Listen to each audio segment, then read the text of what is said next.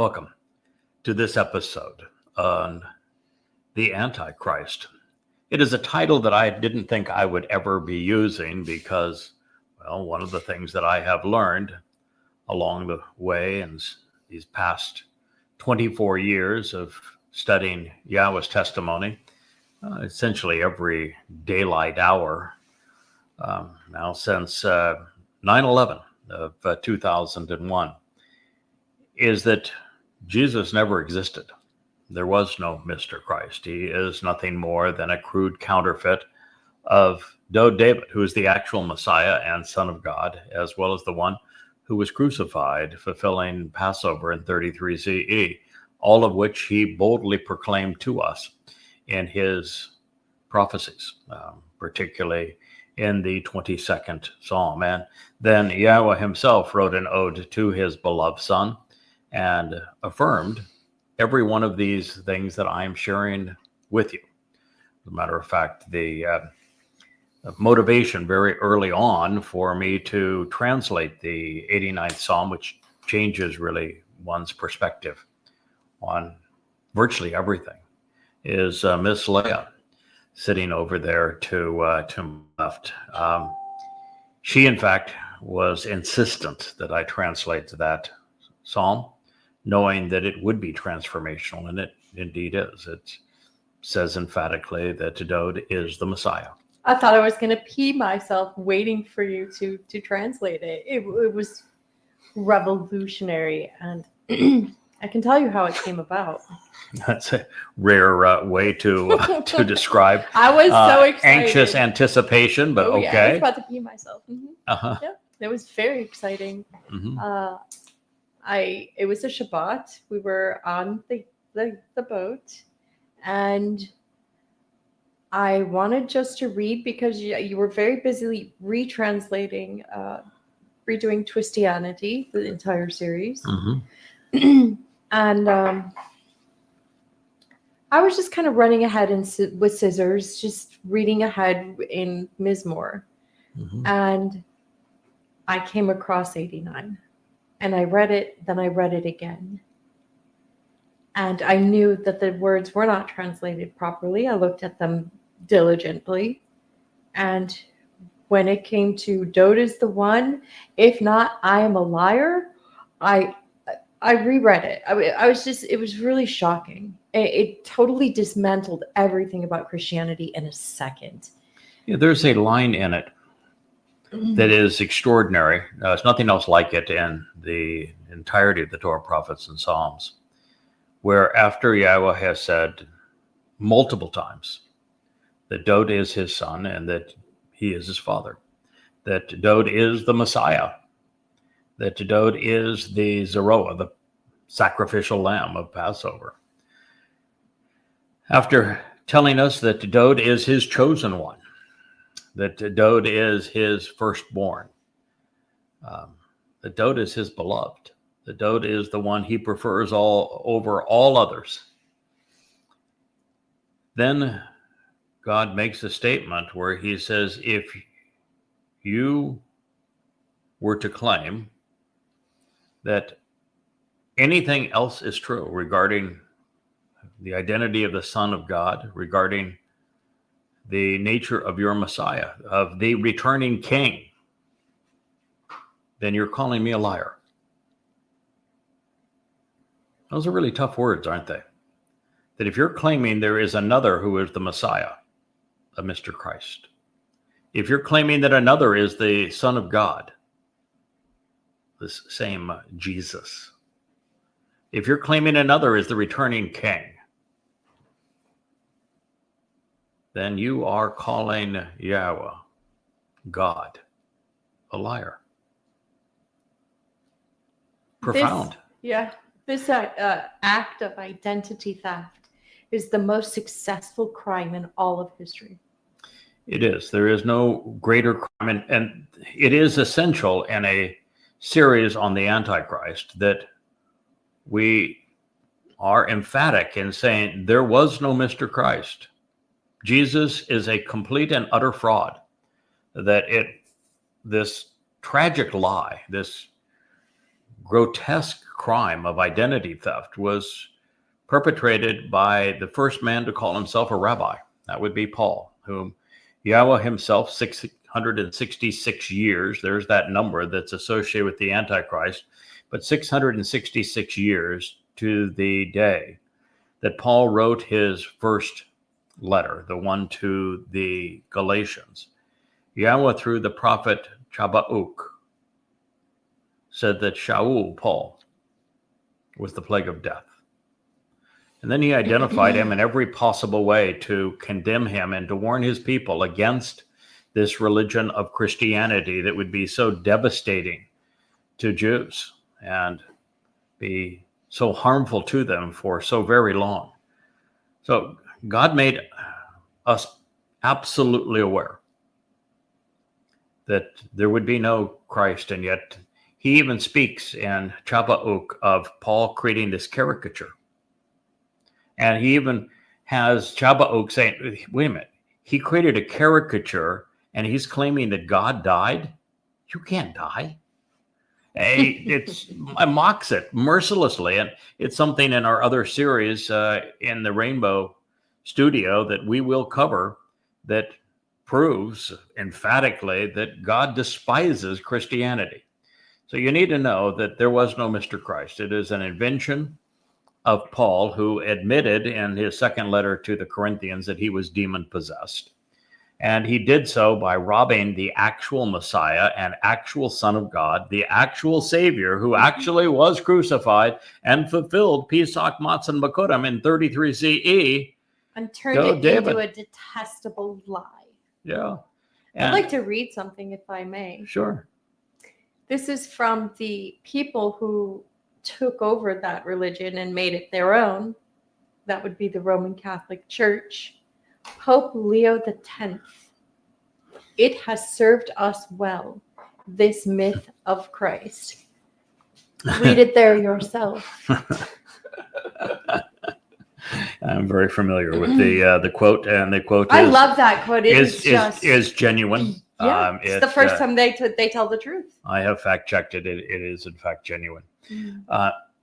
Christ is an absolute myth. There was no Jesus. There was no Christ. There was no eyewitness account of anything attributed to him. The first Gospels to be written, Mark and Luke, were both Paul's accomplices. They wrote the Gospel according to Paul. They did so in 75 CE in Rome.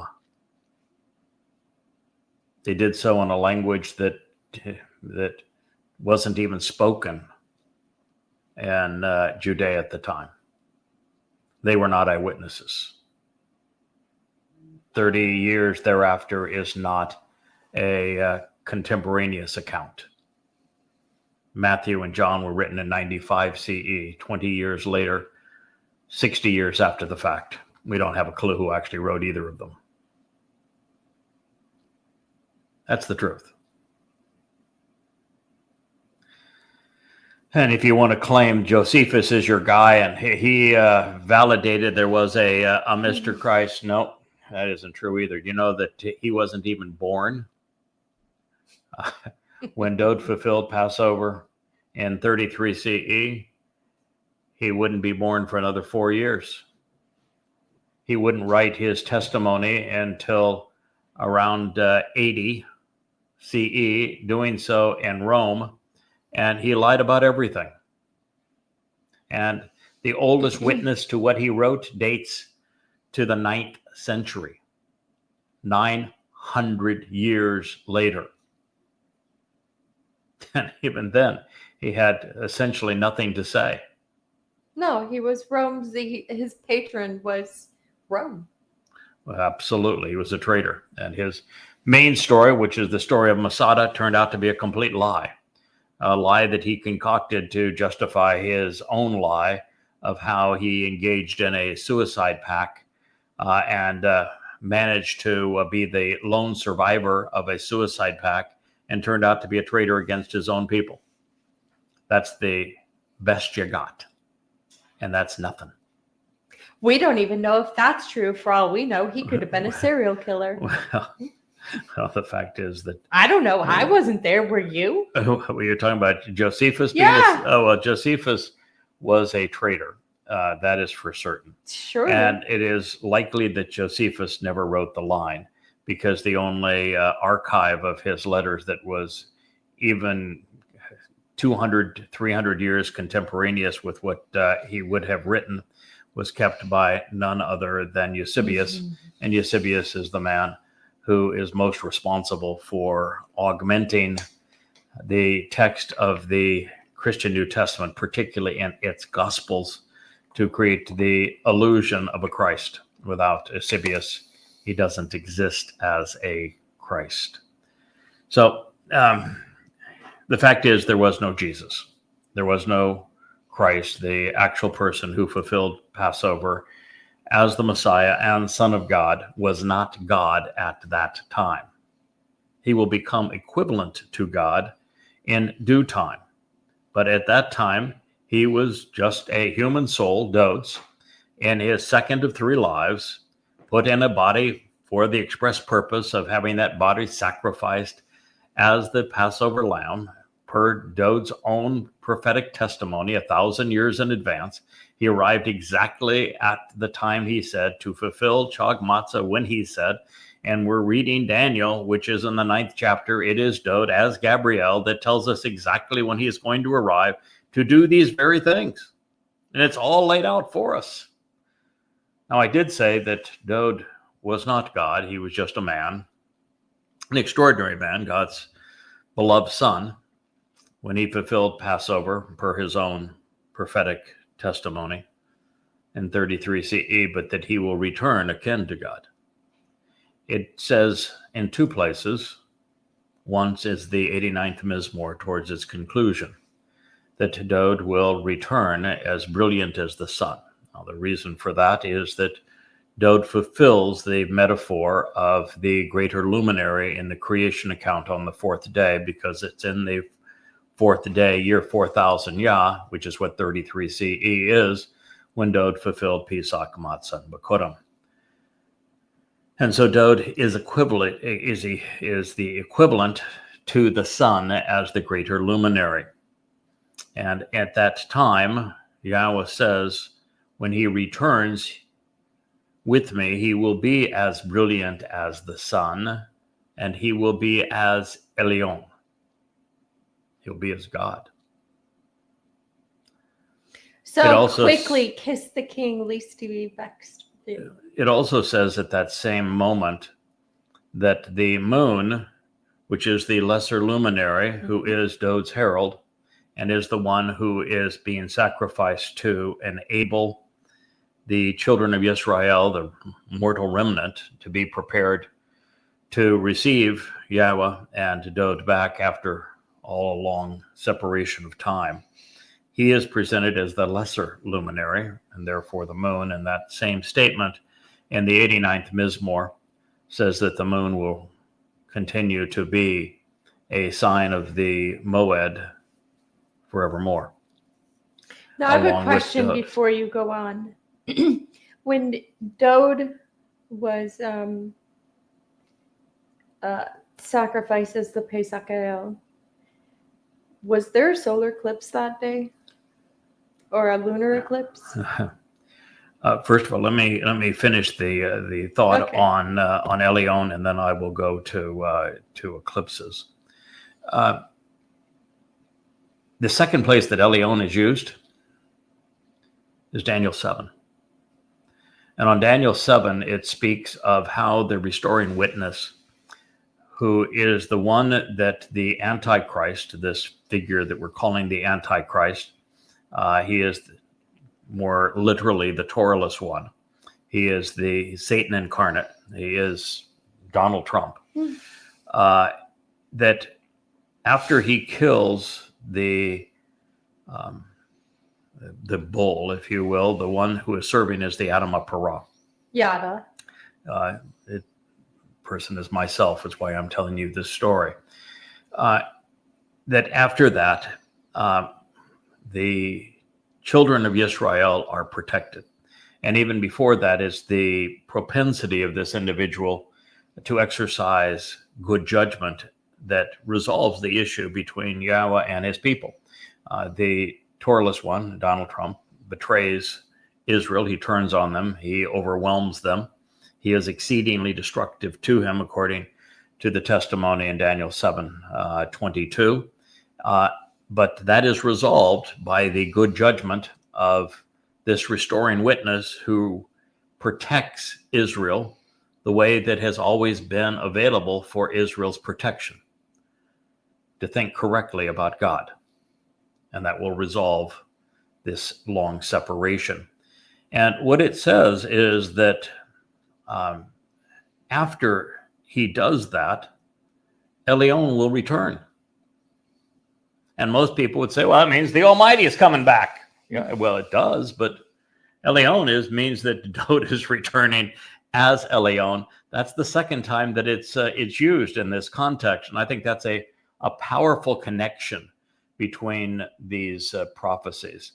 Now, to talk about eclipses, which is what my wife just mentioned. There can never be a solar eclipse on Passover, because Passover is always celebrated under a full moon. Yeah, okay. There can only be a solar eclipse on a new moon.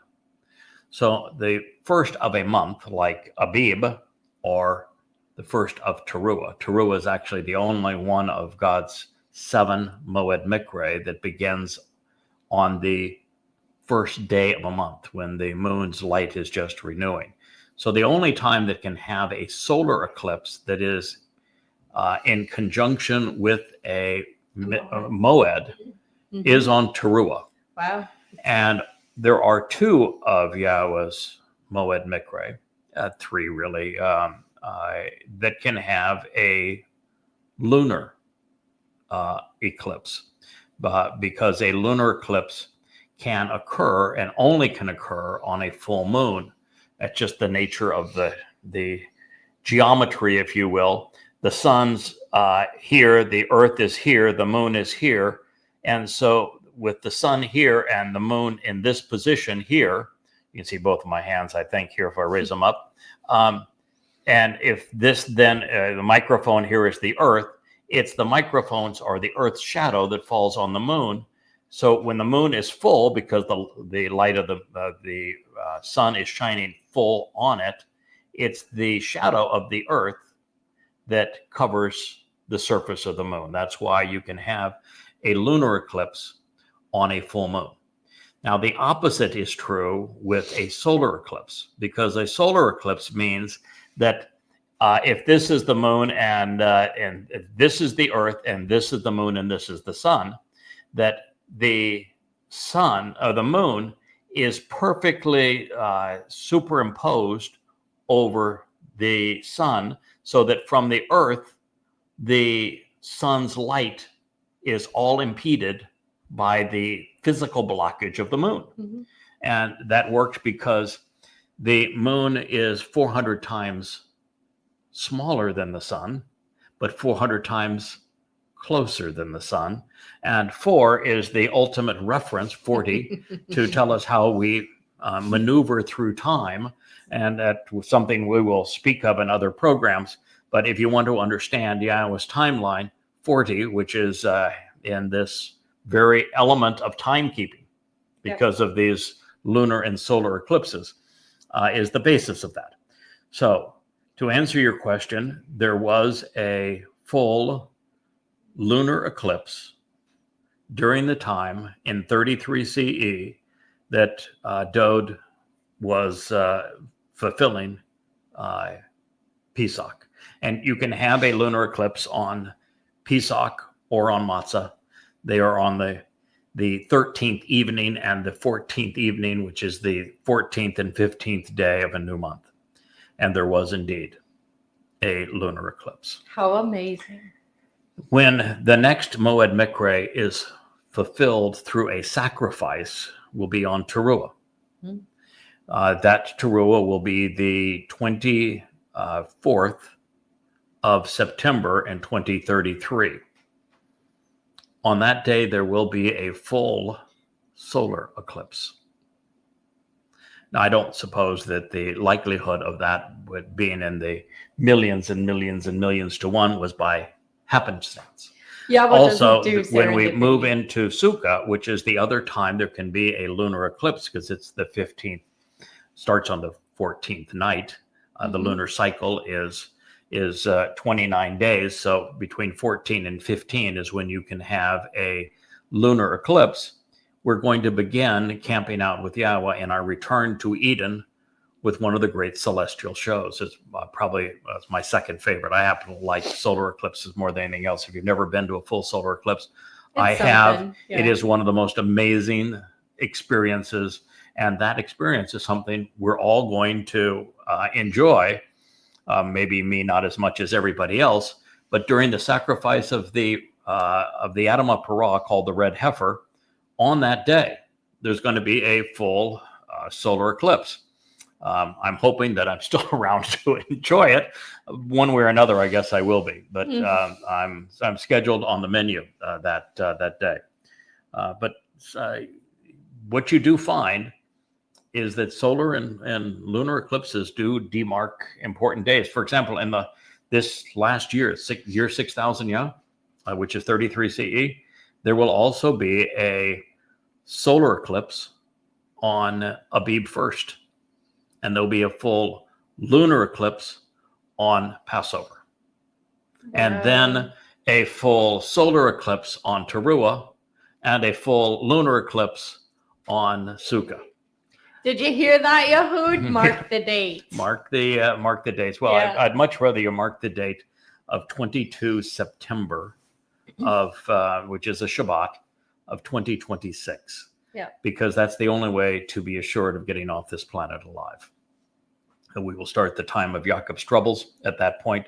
That is what sets the events in place that prove conclusively that the conclusions that I have drawn based upon going back into Daniel, that Donald Trump is this Antichrist figure. He's the Towrahless one.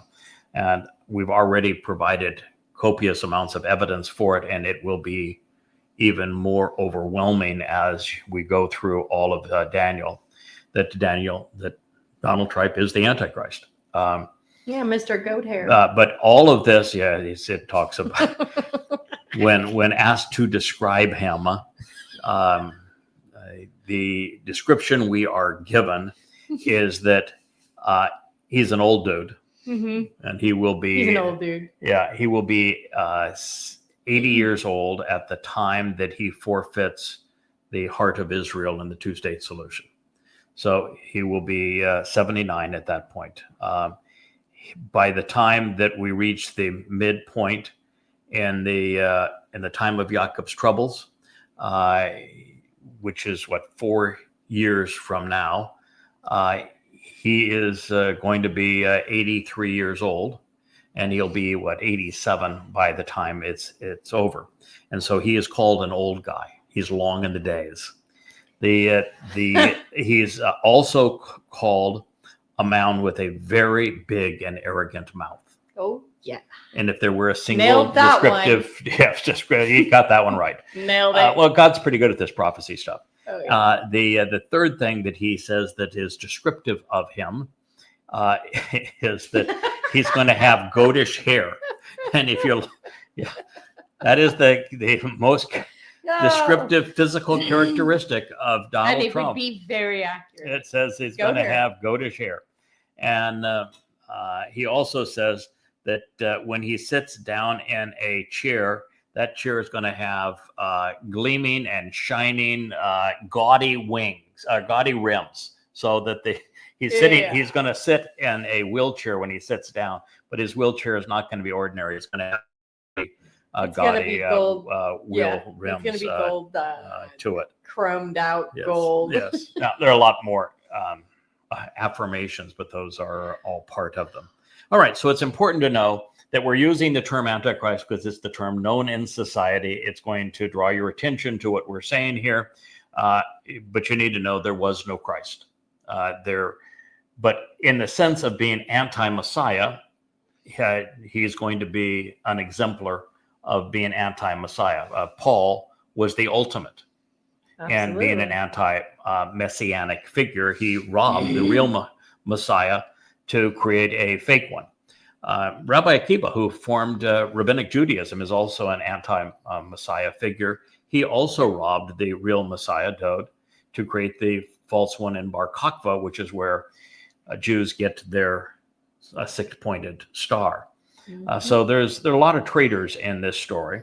It also should be known that the prototype for the Antichrist is Paul. Arrogant, vicious, duplicitous, sexually perverse, and sexually perverted, and exceedingly arrogant, and also demon possessed. So Paul is the prototype for this particular individual. Although in this case, I think we're witnessing Donald Trump, that he is equal parts Paul and Muhammad. And in the end, his solution is going to be Chrislam. We've done in our previous two programs, we have specified the dates of his arrival and the dates of his final decree, which he's going to claim to be God. He'll claim to be Allah, and how those blend with the Shura Day and with the changing of Passover. They blend the religions of Judaism, Christianity, and Islam together for him to be worshipped as a god. So that is where we're headed. So by way of... I'm going to make my best Trump impression now. Okay. Are you ready? Yep. Isn't he wonderful? I met the Jesus Christ. He's a wonderful guy. Handsome guy. Attractive guy. And I met the Muhammad. Big history. And he's a really great guy. He's a really good looking guy. Yeah. A lover, a fighter. He has a thing for younger women. But yeah. Like I do. Yeah. A terrorist too, but at least he's good at it. Yeah, right. Yeah, all right. So you want to know all about Donald Trump? He was introduced to al-Jawlani, the Islamic State terrorist who's now established the Islamic State over what used to be Syria. He is a little Al-Qaeda before he's that. received some $16.5 billion in bribes from Saudi Arabia and Qatar. And he is then orchestrated into a meeting with al-Jawlani in his visit to Saudi Arabia. While they're all there, he tells Jawlani and tells us he's a really attractive guy. He is a fighter, strong history, that one. And then he removes the terrorist. He removes the terrorist designation from him. And then this past week, wearing Islamic State uniforms. Yes. The regulars of Syria's army, now designated as the Syrian Islamic State, with all of their vehicles and their uniforms and the like, go in and slaughter the Druze after they have previously slaughtered the Alawites. And of course, the Kurds are next. And after the Kurds, it'll be the Jews. Just the same exact formula throughout the Middle East. And that's why it's Islamic today. However, if it weren't for the likes of a Trump aiding and abetting their agenda, they wouldn't be able to pull it off. And the ultimate catalyst here for the destruction of Israel, and the primary identifier as Donald Trump as the Antichrist, is that there are two prophetic portraits of this Towrahless one being the lead sponsor of a treaty between many nations that causes the forfeiture of Israel to terrorists, that makes Israel indefensible.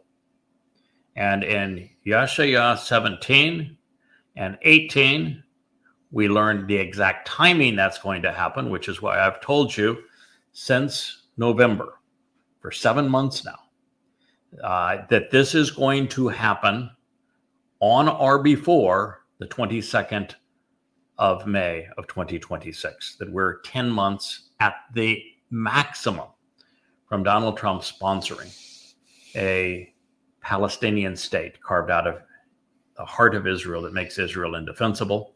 The second place that's mentioned is by Gabriel, who is Dode, telling us that it is this same Towrahless one, the one who is his primary foe, that is going to impose this agreement at this time. So you've heard of the Abraham Accords, right? Mm-hmm. Yeah. Yeah.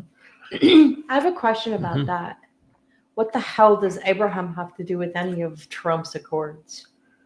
Well, Absolutely no, nothing. the reason for calling it the Abraham Accords is because the religions of Christianity, Judaism, and Islam all claim that they are Abrahamic religions. Now, the fact is that Abraham didn't have a religion, and that the stories that Paul wrote about Abraham were absolutely untrue. They were completely inconsistent with what God said. In fact, it's what Paul wrote about Abraham that was the first clue that, wow, he's not just a false prophet.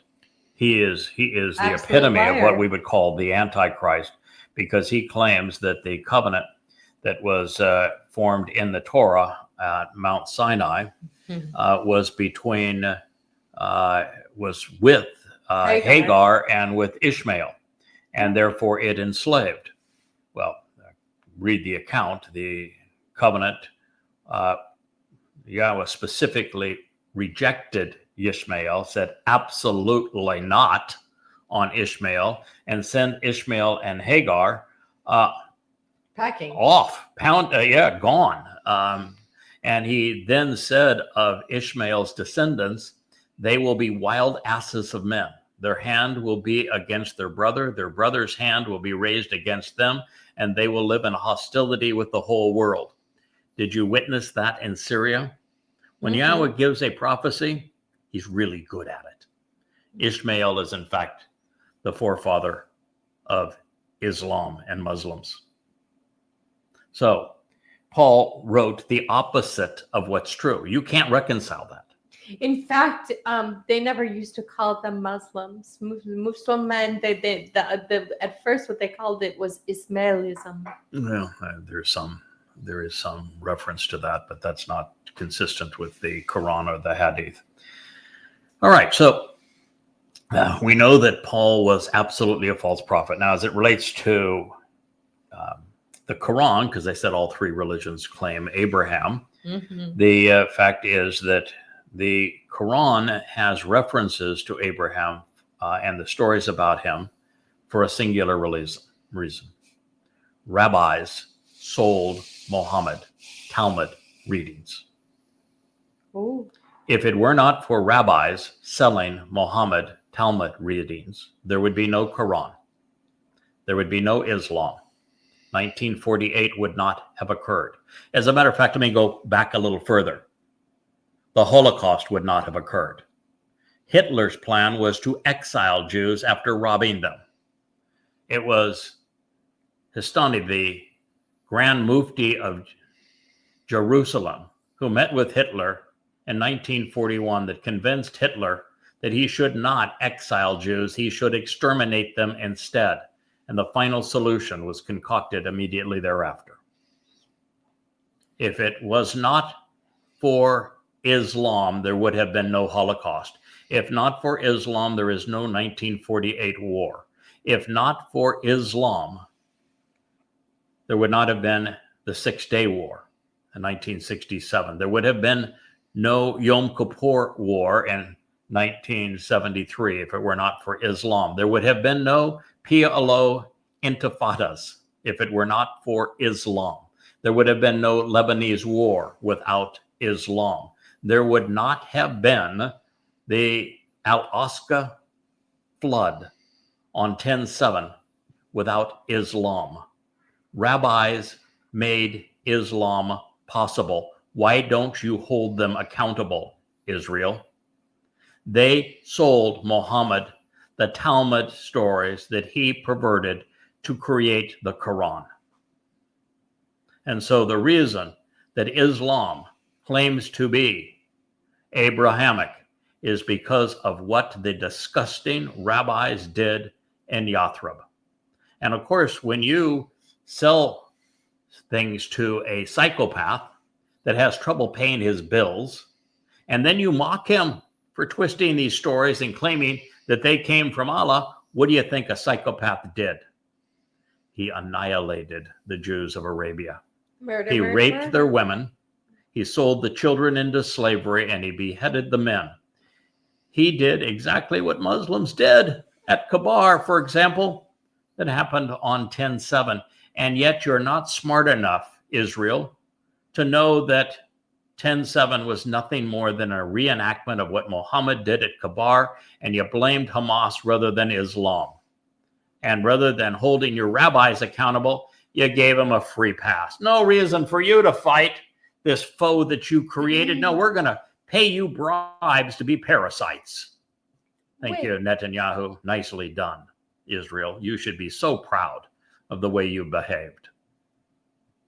So that is why those two religions consider themselves Abrahamic. That's why they're called the Abraham Accords. Okay, so wait, let me get this right. The rabbis sold Talmud stories that got Jews in Arabia genocided. Mm-hmm. Correct. And today Israel pays them to live free so they can study their goddamn Talmud. Mm-hmm. Same Talmud. So that they can bludgeon other Jews with it. Mm-hmm. Same fellows. And wow, same Talmud. Yeah. Yes. This is. And your people are so knuckleheaded, Oh yeah. so boneheaded, so stiff-necked That that they continue to revere the rabbis who sold them out, not only to create Islam, but who sold them out to create Christianity that They subjugated Jews for 18 centuries. They sold us out under the kings of Europe. They sold us out during the Holocaust. Do you know how they sold sold you? us out in every place we've ever been. Do you know how they sold you out to create Christianity? You know the story? You know what Paul was? Paul was the first person to ever call himself a rabbi. There you go. Are you aware of that? First person ever to call himself a rabbi was Paul. He claimed that he was the best rabbi ever, that he was absolutely more skilled at the craft than anyone. And he was.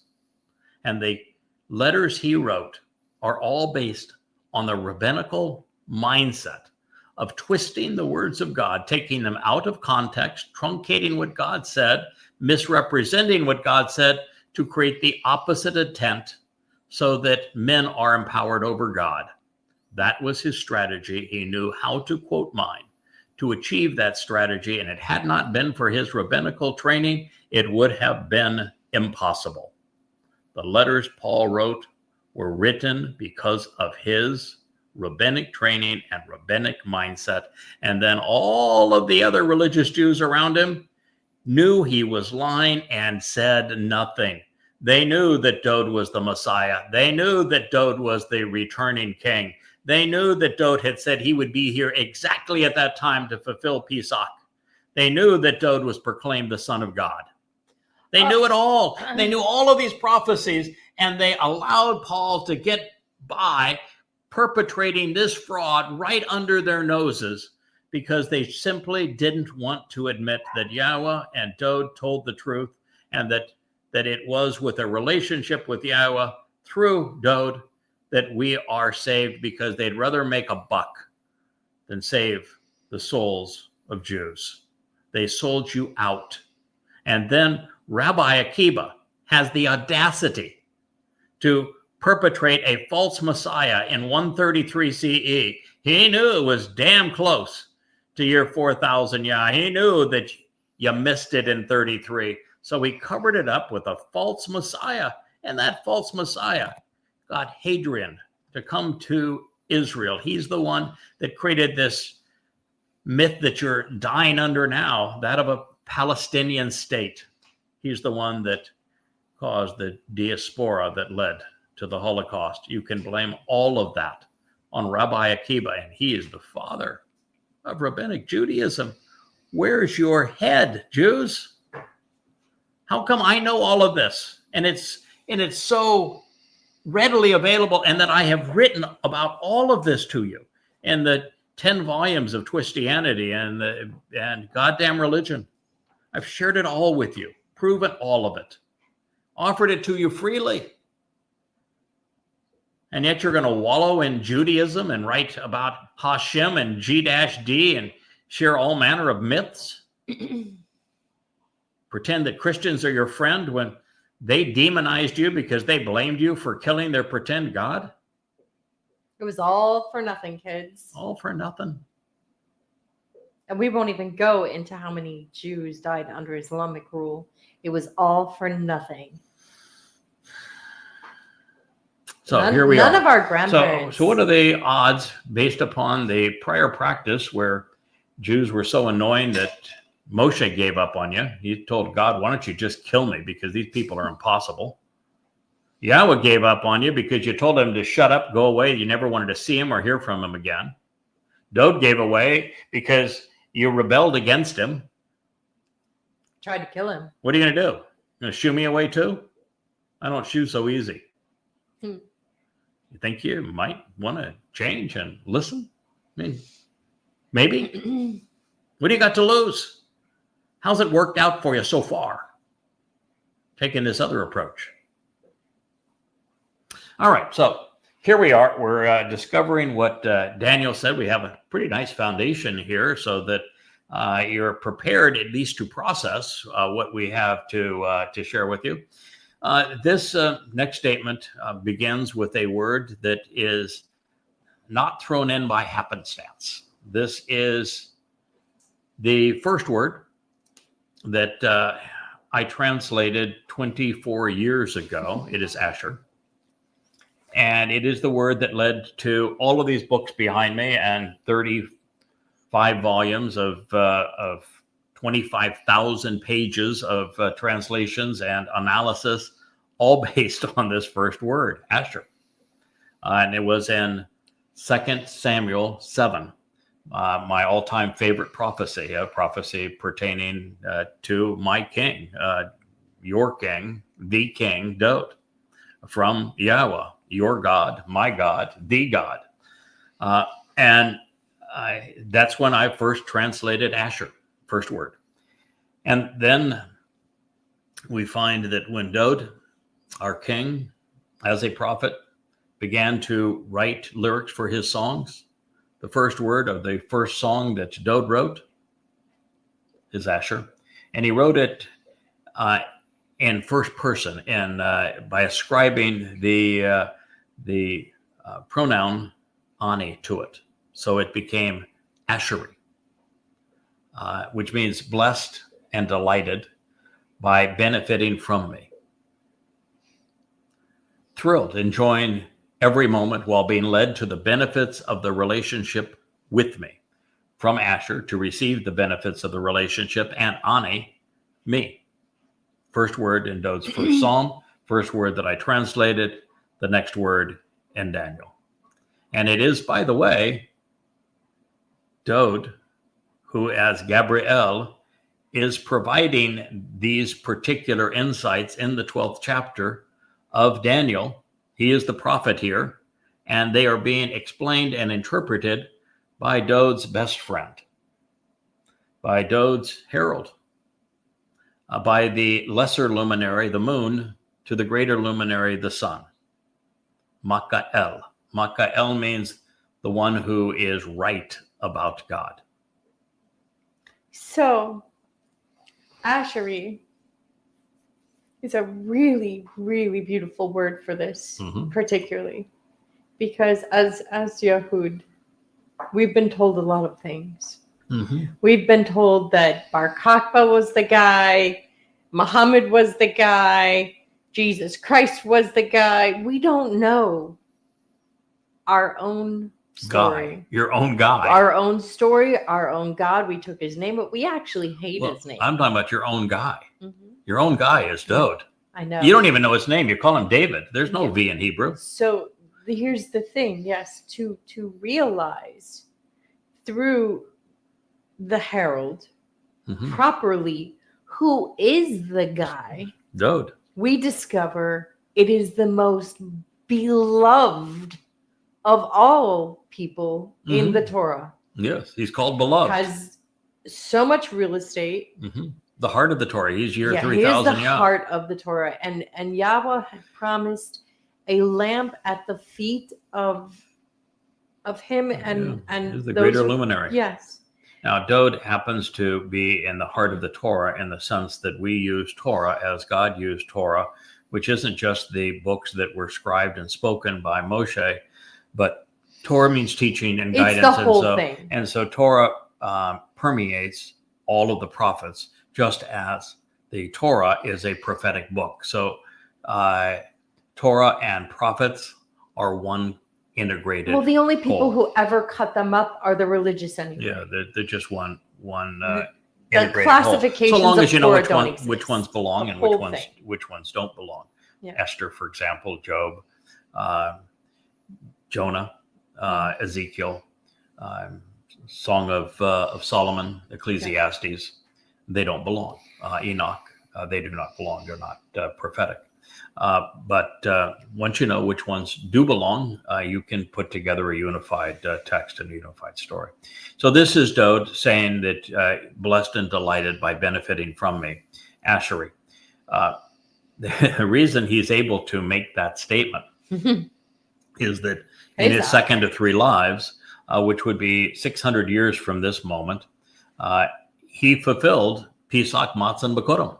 And it is by fulfilling Pesach that we have eternal life. He opened the doorway to life. It's by fulfilling Matzah that our religious and political guilt is expunged, because it's taken by Dode into Sheol to be deposited there, never to be seen again.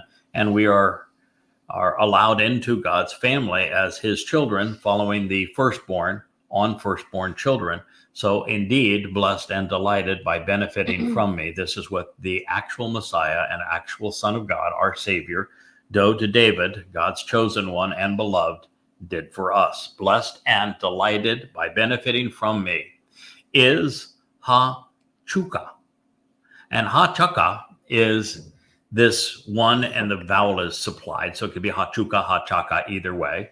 The one who continues confident and certain, while cutting others into the covenant by being pierced.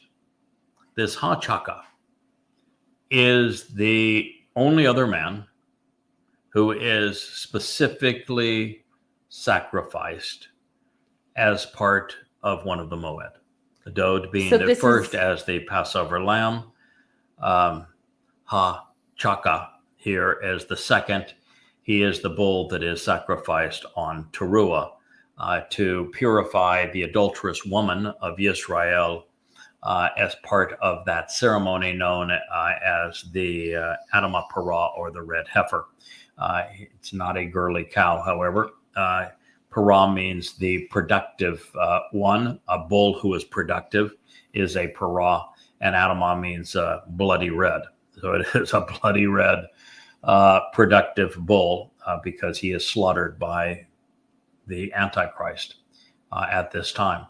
And so to benefit from Dode at this moment, because this particular moment is the daylight of Towrah. This is Yom Towrah. And at this point, there is no way for anyone to have benefited from what Dode has done in terms of accepting Pesach, Matzah, and Bikurim and become part of the covenant, because if they had made that choice, they would have been part of those gleaned on the previous evening as Towrah began. So now what you have is this mortal remnant that has been brought into Israel miraculously by Yahweh, and those who have been gathered to hear Yada and Eliah speak from the Temple Mount. And they are the ones who are going to benefit as a result of ha-chaka. And this individual, regardless, he's unique in the story of Israel. And the reason he is unique in the story of Israel is he's the one that doesn't give up. He's the one who continues confidently to the end. That's a big deal, because Moshe gave up. A lot, yeah. Okay. Abraham, for all, gave up, and he pimped his wife twice for sheep. That's not exactly living the high life in the covenant. And so the story is they gave up, and Dode, our king, gave up after the Absalom rebellion. I think they wore him thin. It was just too much. Opposing the demon-possessed Saul, and then the Absalom rebellion, where people rose up against him, was just too much. And so that's why this fellow is a bull. Bulls don't typically back down. You got to kill the bull if you don't want that bull charging ahead and protecting what belongs to him. And so Hachaka is the one who continues confident and certain. And he is the one who cuts them into the covenant at this time.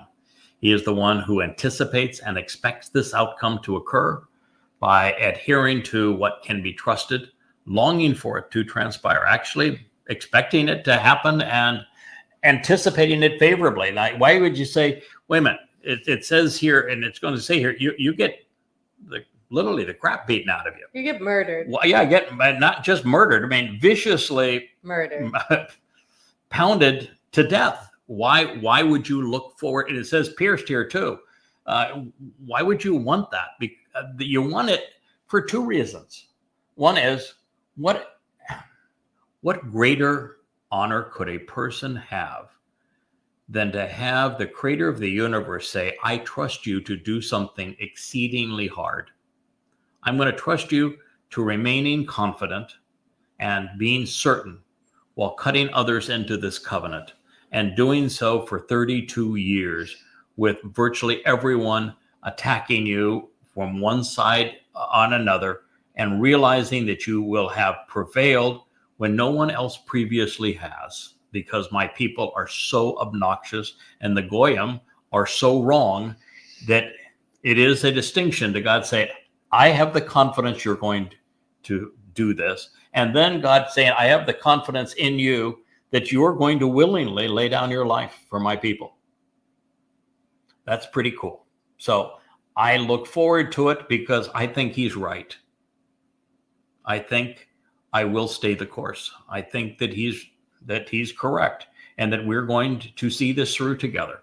And there is a sense of great joy that comes to knowing that God made a choice about you and he got it right, and that you honored his view of you. You lived up to it. And then the second thing is, look at the benefit.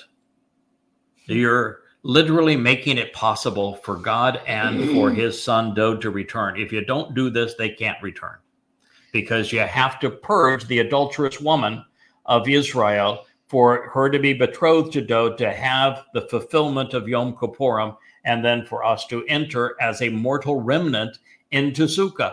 This requires this sacrifice of this individual. And so the benefits are enormous to God, to his son Dode, and to the remaining remnant of Yisrael. How could you live a life that was more meaningful than that? Well, wouldn't you say that the one for many is the very basis for all training in ethics and morality? It's the basis of Pesach, isn't it? Yeah. It's the basis of Towrah. Yep. And of course, it is even the basis of Kippurim, because Dode is the one for the many. So blessed and delighted by benefiting from me, and I am the one who have benefited from Dode all the way through this process, is Hachaka, the one who continues confident and certain, which is something even Dode did not do. Sometimes, there is a marvelous story, maybe the best story on Dode, is when he collapsed. It's a sad story, but Dode collapsed on and turned into a butterball when it came to his son Absalom's rebellion against him. And so he had his most loyal supporter come in while Dode was up there crying his eyes out and said, good God, man, suck it up. Stop it. Suck it You're up, acting Buttercup. like you would have been happier if Absalom killed all of us and then killed you than you are that I did the right thing and I killed him for doing the wrong thing. And your people are looking at you like you're supposed to be their king and you're acting like anything but. Like Bibi Netanyahu. Get your act together. I mean, this is a man telling this to the king. Get your act together and go down and talk to your people before they lose confidence in you.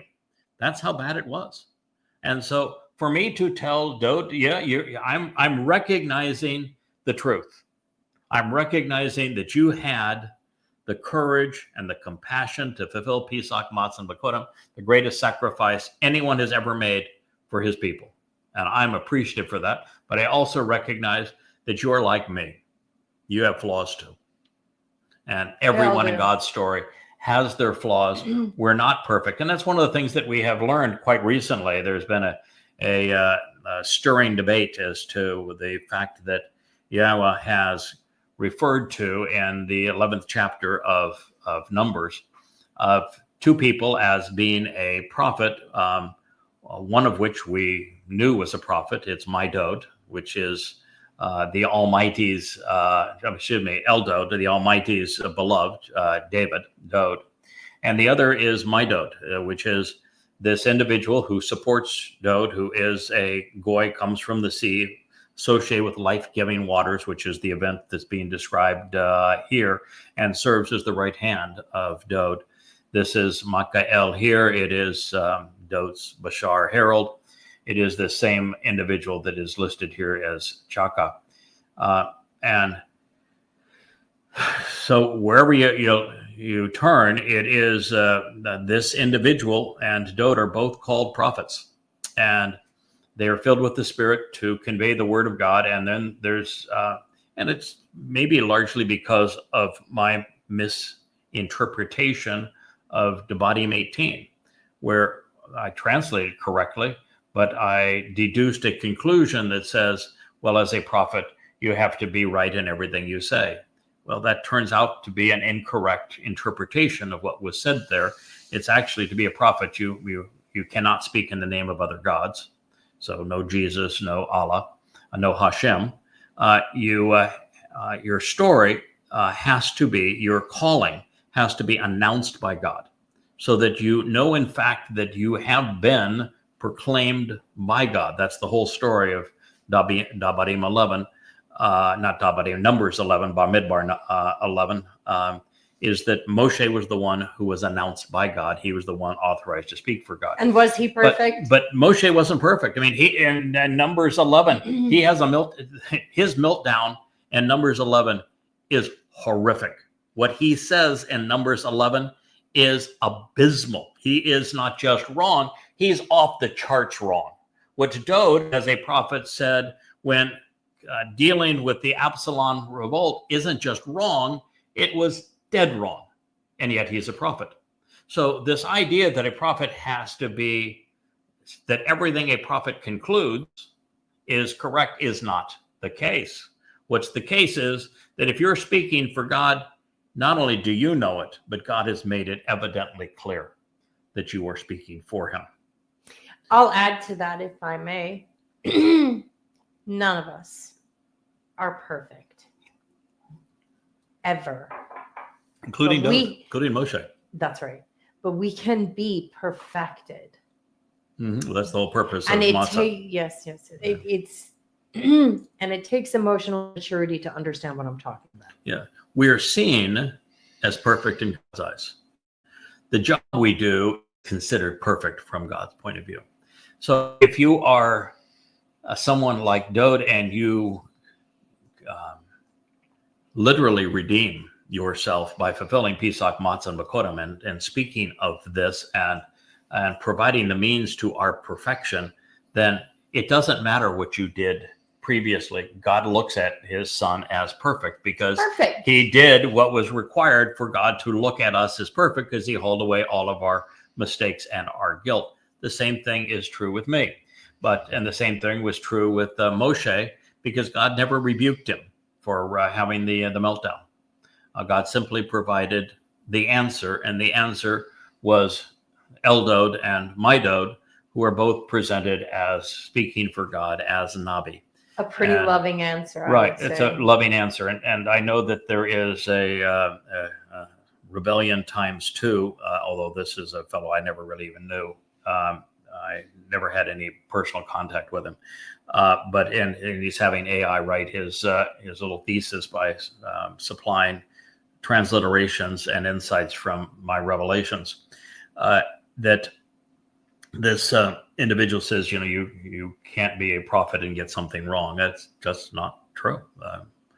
All of God's prophets got something wrong because they're flawed individuals. That's the way that God chooses to work. He wants to communicate with people who are not perfect. Take this to the extreme.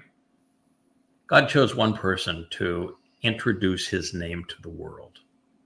And he knew that the excuse for not saying his name would be, we out of great respect, we want to make sure we're not mispronouncing it.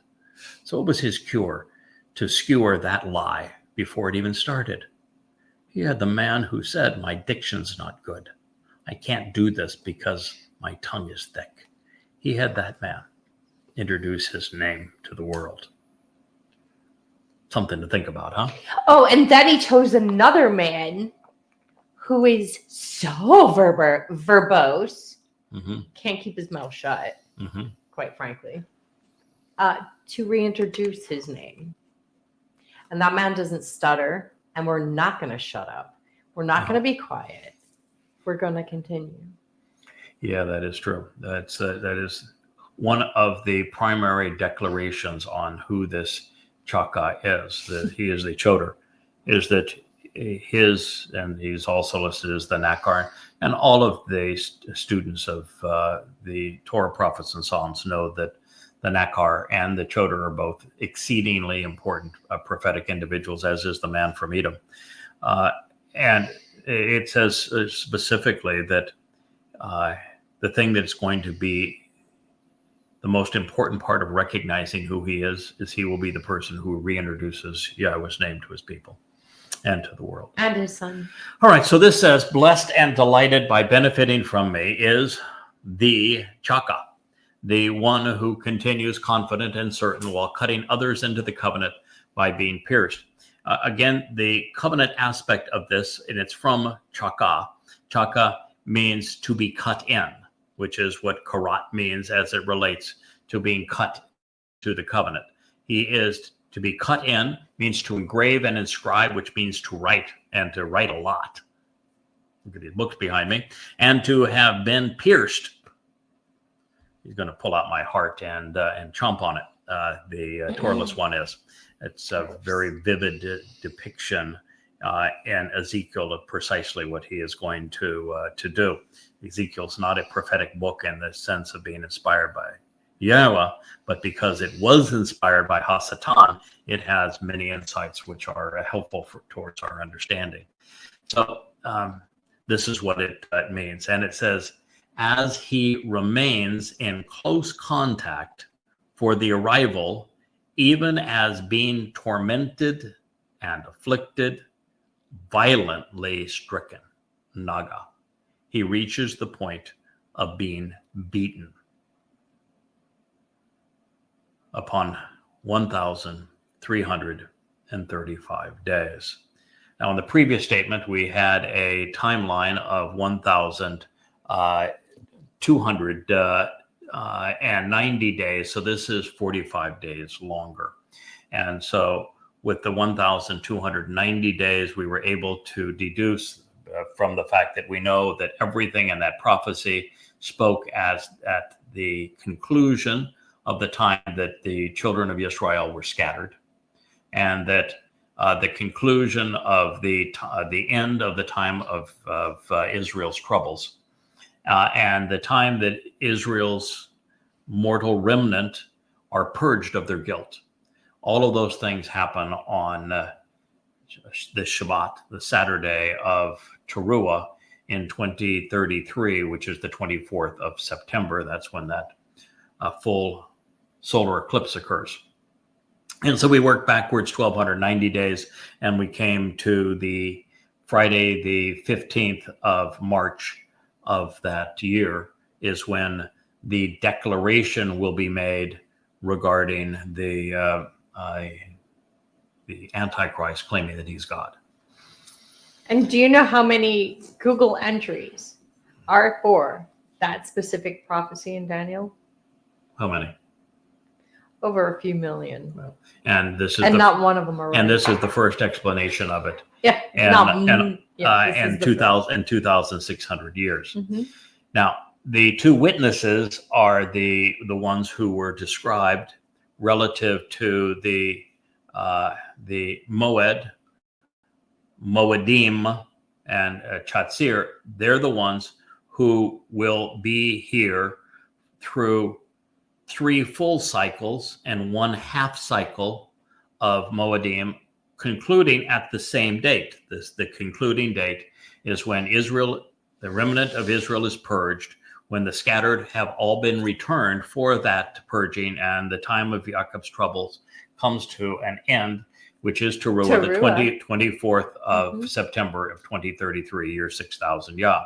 And so if you go back 3.5 Moadim cycles, they arrive on the day of, not the evening of, Pesach, of Passover, which is April 18th of that year. And so they get to have Pesach dinner with Dad in heaven and with Dode. And then they come on the 18th of April, which is Passover. And then they will arrive then 33 days after the Antichrist makes his declaration that he is God. Yes. That's the hell that they're being introduced into. And then this act, which is the speaking of the this individuals, who is the Adam of Parah, him being beaten to death, tormented, afflicted, violently stricken, being pierced.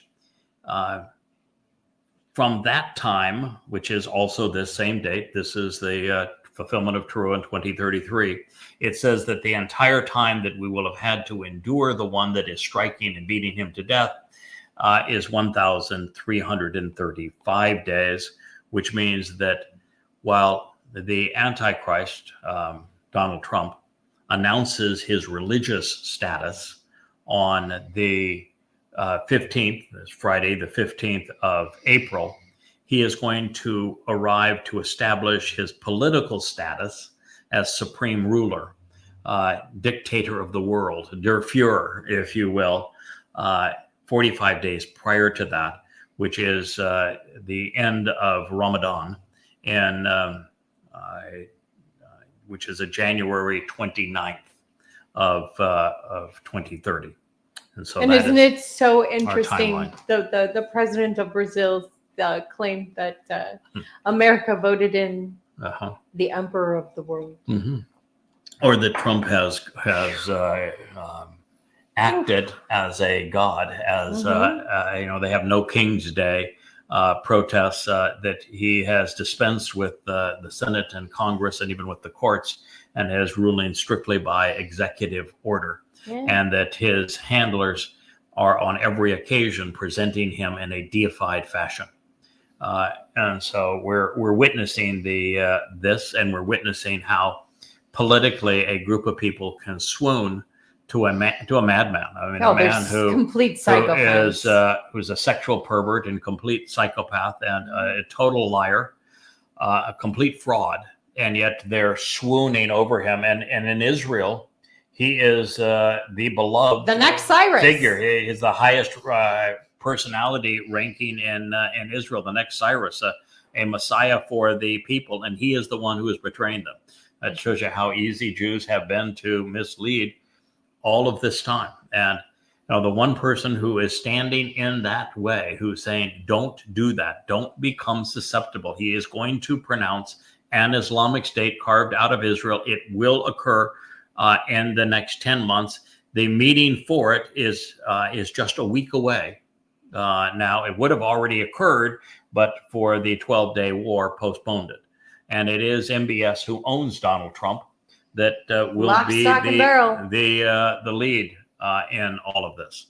So, returning to what we just read, I have shared this with you before, but I smile inside knowing that the first phase of my journey with Yahowah will conclude where it began, with Asher. This is the word that was errantly translated in every English Bible that I consulted some 24 years ago when trying to make sense of the prophecy in 2 Samuel 7. And as a result, Asher was the first word I attempted to translate from the Hebrew text. And now, on the cusp of the Shabuah harvest, it affirms that on the way to Yah, I have been accompanied by my beloved brother, our Messiah, King Dode.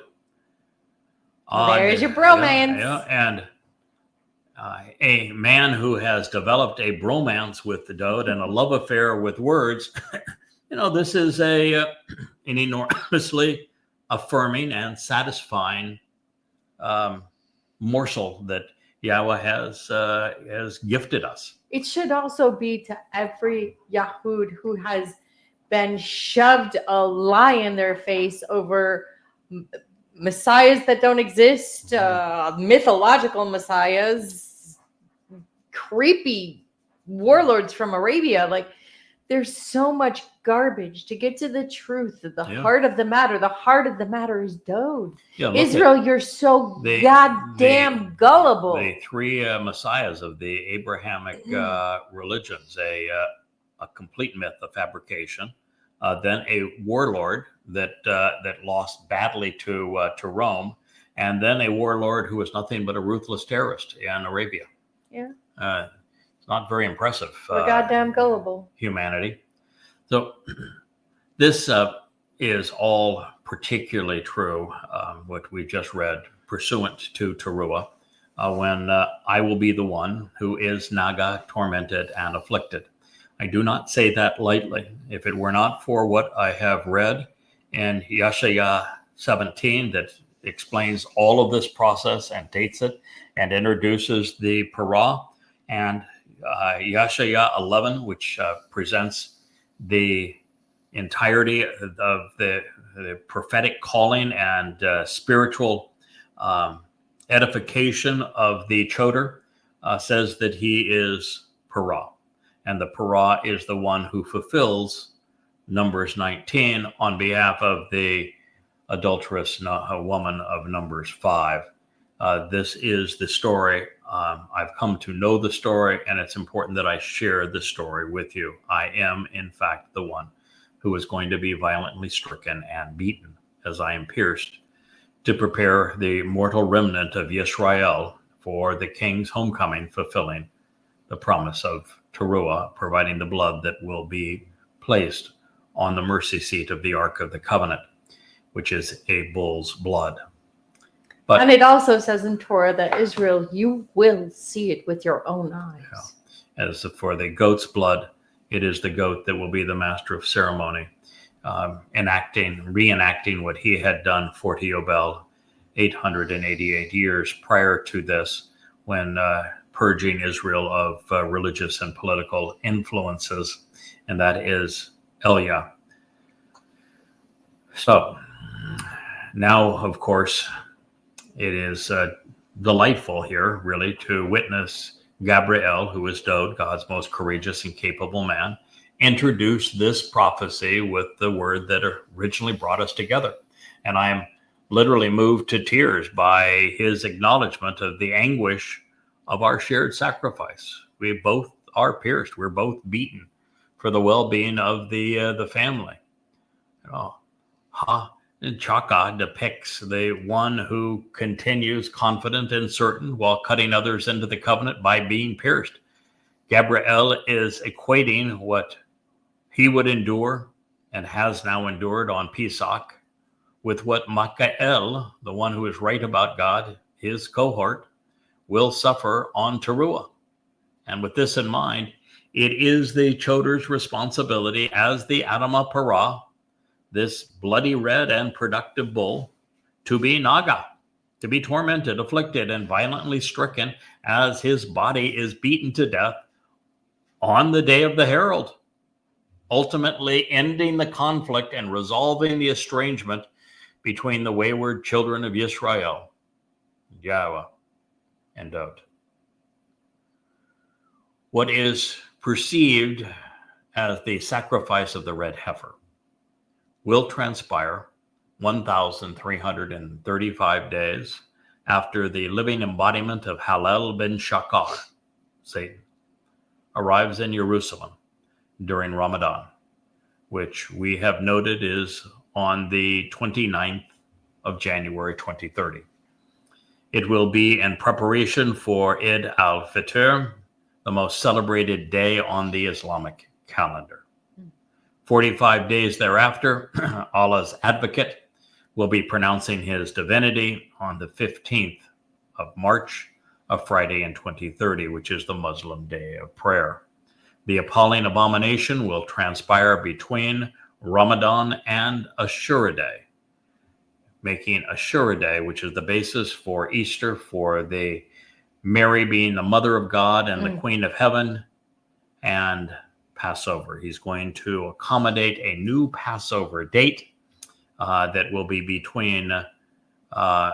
after Ramadan, but will be on Ashura Day.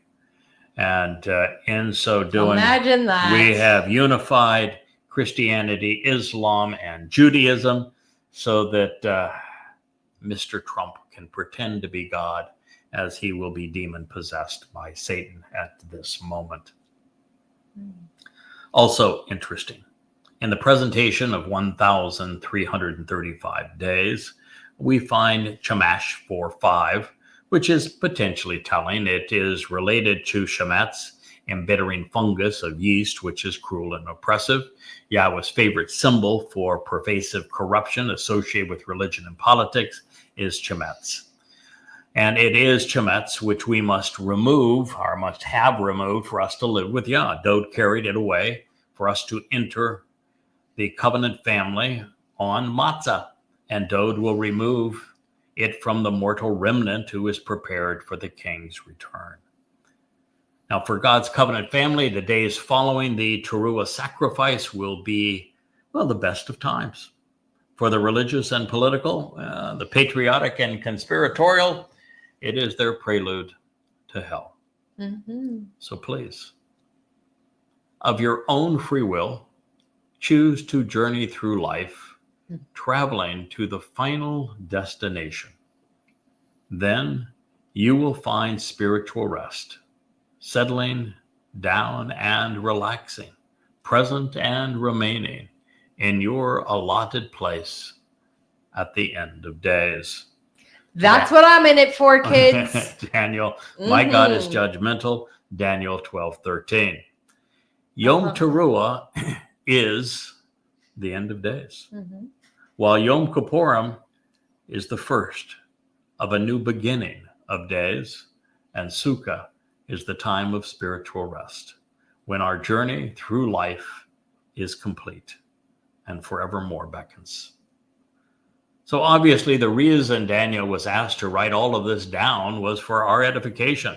That is why we were told that it has been sealed up and was indeed unrecognizable prior to this point. We're told explicitly it will not be until the time of the restoring witness is near its end that this prophecy will finally be understood. So you're now reading its explanation. And now we can all be Ashery. Yeah. Therefore, we should all live our lives to the fullest extent, pushing the boundaries of what can be known and shared as we continue to learn about Yahowah, so that when we reach the final destination, there are no regrets. That's why I have been devoted to translating and explaining Yahowah's Torah and Nabi to the best of my ability, as God has equipped me to complete this mission for his people, and complete it we shall.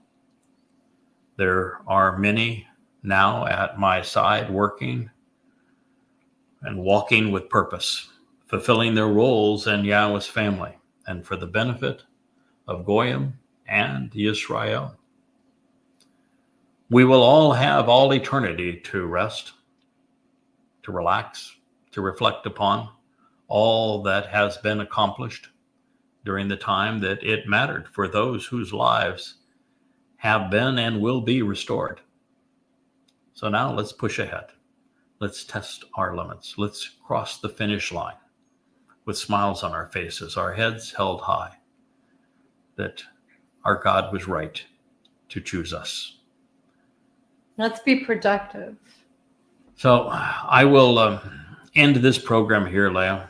We'll begin the next with a summary review of the 12th chapter of Daniel. And then we're going to make our way into the 7th chapter, which is a remarkable confirmation of everything we have deduced thus far. We're going to know everything that we need to know about this Towrahless one, this Antichrist, and also his nemesis at this time, and can tell Israel exactly what's in store, what's going to happen, the days that it will occur. And God is explicit. He reinforces everything we have come to know. And it's a marvelous, powerful story that we will carry through the 7th chapter of Daniel into the 8th and all the way through the 9th. And you are going to see how the entire picture fits together and is beautifully framed for our understanding. But first, lunch. First time ever. Thank you for listening. We appreciate having this opportunity to speak with you. May Yahweh bless you all. Good day.